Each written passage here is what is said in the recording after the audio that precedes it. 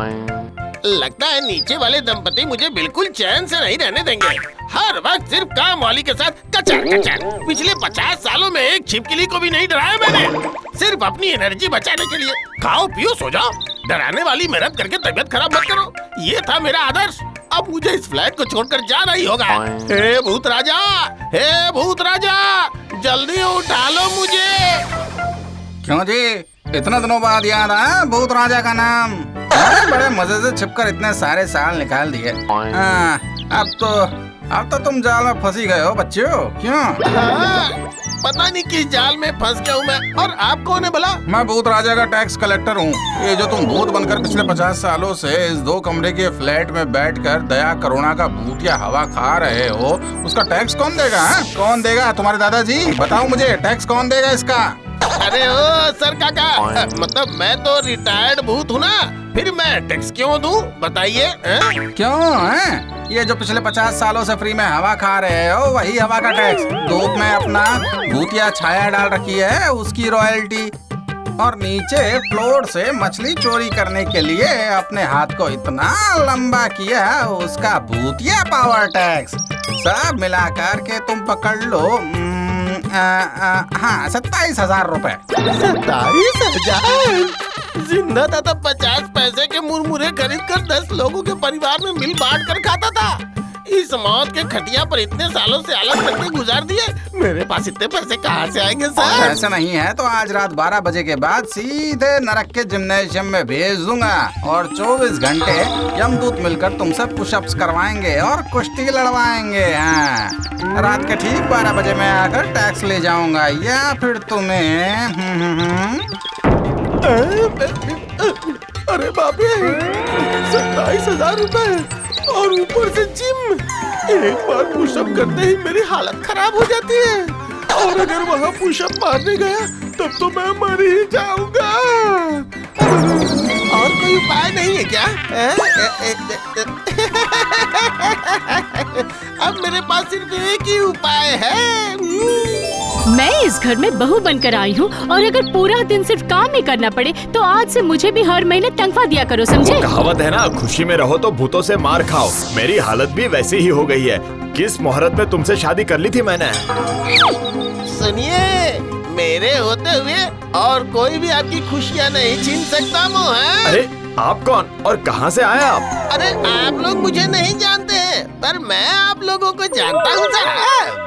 मैं इस घर के मालिक के ससुर के भतीजे के दूर के रिश्तेदार का वो हूँ। मतलब सर छुपाने की जगह मिल जाए तो आप लोगों के लिए खाना पकाना, झाड़ू पोछा, कपड़े धोना सब कर दूंगा।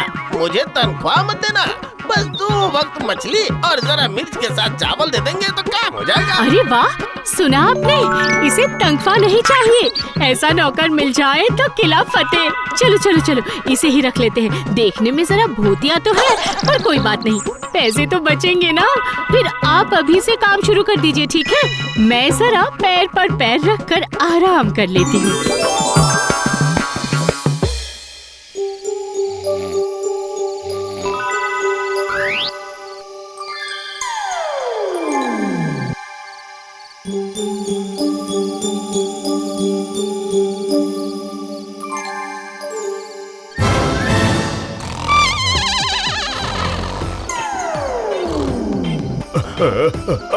अरे बाप रे, इसने तो हवा में ही बिस्तर लगा दिया है। अरे ओ जुमा, जल्दी यहाँ पर आओ। हमारा नौकर तो लुल्लू की तरह हवा में तैर रहा है। ये जरूर भूत है। चुप हो जाइए आप, चिल्लाने का कोई फायदा नहीं। मैं भी जानती हूँ कि ये भूत है। सुबह ही देख लिया था, उसकी छाया नहीं पड़ती। क्या बोल रही हो? छाया नहीं पड़ती तुम्हें पता है, फिर भी इसे घर में रख लिया। हमारी गर्दन मरोड़ दी तो बीमा कंपनी से कोई पैसे भी नहीं देने वाला। हाँ, इस महंगाई के जमाने में जब फ्री में एक नौकर मिल गया है तो झमेला करने का कोई फायदा नहीं। ये भूत हो या फिर डायनासोर, पोछा लगाता है, खाना बनाता है, कपड़े धोता है। सुनिए, ऐसा नौकर अगर तनख्वाह देकर रखना हो ना, तो फिर अपना गांव का घर भी बेचना पड़ेगा तुम्हें। अंदर जाकर चुपचाप सो जाओ।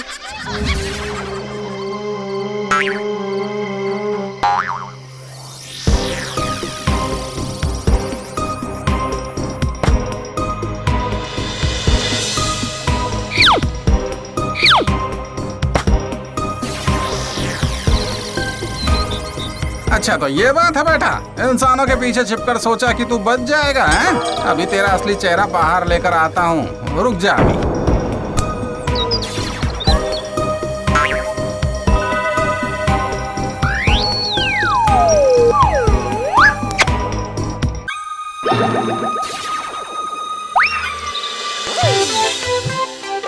मोहन बाबू जल्दी से बाहर आ जाइए।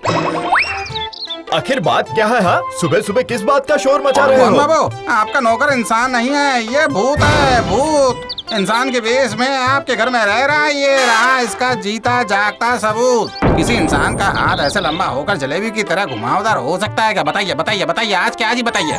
अच्छा तो इसमें मैं क्या करूं? बताइए जरा। आप लोग इसे मुक्ति नहीं देंगे तो मैं इसे नरक में नहीं ले जा पाऊंगा। मैं पागल हूँ क्या? इस महंगाई के जमाने में एक अच्छा नौकर मिला है और तुम्हारी बातों पर यकीन कर लूंगा। हाँ, मछली देखकर ये कुछ ज्यादा ही एक्साइटेड हो गया है। सबूत की क्या जरूरत है? इंसान के शौक भी तो हो सकते हैं ना। शौक मतलब? इंसानों के हाथ ट्रेन के डब्बे जैसे लंबे होते हैं क्या मोहन बाबू? बताइए, ये सब भूतिया शक्ति हैं।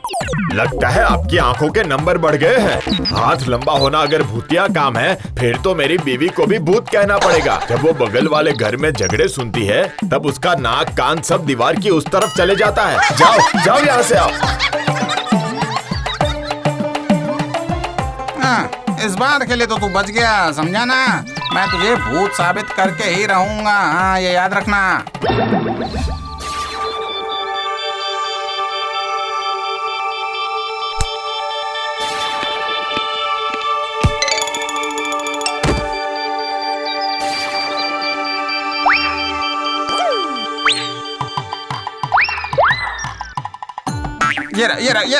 देख ये रहा सबूत। इसके पैर जमीन पे टिकते ही नहीं। किस इंसान का पैर ऐसे कबूतर की तरह हवा में तैरता है क्या? अभी देख लो। ए कोई है? जुमा दीदी, आप समझ में आया ना? ये देखिए ये 100% भूत है। देखिए सर जी, हमारे घर के नौकर के हाथ 10 हाथ लंबे हो या फिर 20 हाथ, ये इसका पर्सनल मैटर है। लंबे हाथों से ये अलमारी के ऊपर से धूल झाड़ता है, काम में आसानी होती है, समझ गए? क्या? अब तो मुझे आप लोगों के ऊपर भी शक हो रहा है, कहीं आप लोग भूत तो नहीं हो? मेरे पति से कोई काम कहती हूँ तो 1 सेकंड में वो वहाँ से गायब हो जाते हैं, तो क्या वो भी भूत है? देखिए, ये भाई साहब हमारे बहुत करीबी हैं, मालिक के ससुर के भतीजे के दूर के रिश्ते के करीबी हैं, और एक भी बकवास की ना तो सीधे पुलिस बुला लूंगी, समझे? क्या पुलिस? हाँ पुलिस। अगर फिर कभी आपको देखा ना तो फिर आपसे इलेक्ट्रिसिटी बिल भरवाऊंगा मैं। बगीचा साफ करवाऊंगी। हाँ, झाले साफ करवाऊंगा। सब्जियां कटवाऊंगी। अरे बाप रे, माफ कर दीजिए मुझे। ये दोनों लोग तो इस भूत से भी ज्यादा खतरनाक है। अगर मैं इनके पल्ले पड़ा तो 27,000 तो दूर, मेरी सारी हड्डी पसली भी टैक्स के रूप में ले लेंगे मुझसे। भागो यहाँ से, भागो।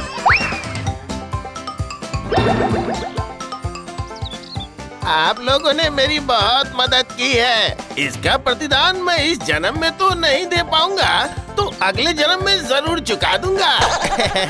तो फिर मैं चलता हूँ। नहीं भैया, कहाँ जाएंगे आप? अरे हम आपको ऋणी नहीं रखने वाले, इसी जन्म में चुकाने का मौका दूंगा मैं आपको। सुनिए भैया, हम दोनों ये जानते हैं कि आप भूत हैं। हमने पहले नहीं बताया क्योंकि हमें एक नौकर की बहुत जरूरत थी। और फिर अब जब टैक्स बच ही गया है तो उसी खुशी में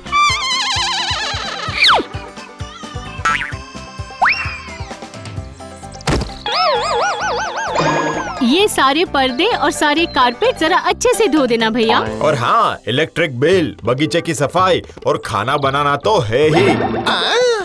देखो मैं तो सचमुच का भूत हूँ। हाँ। अरे नहीं, आप तो हमारे घर के मालिक के ससुर के भतीजे के दूर के वो है। ओहो, अब जाओ भी, वक्त बर्बाद ना करके काम शुरू कर दो। जाओ। और अगर भागने की कोशिश करे तो उस कलेक्टर को बुलाकर नरक के जिम्नाजियम में भिजवा दूंगा। हाँ, बात याद रखना मेरी।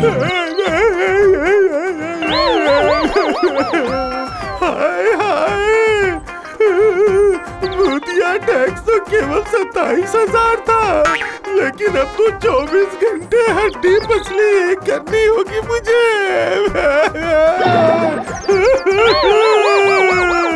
टैक्स बचाने के चक्कर में ये मैंने कैसा सत्यानाश कर दिया रे।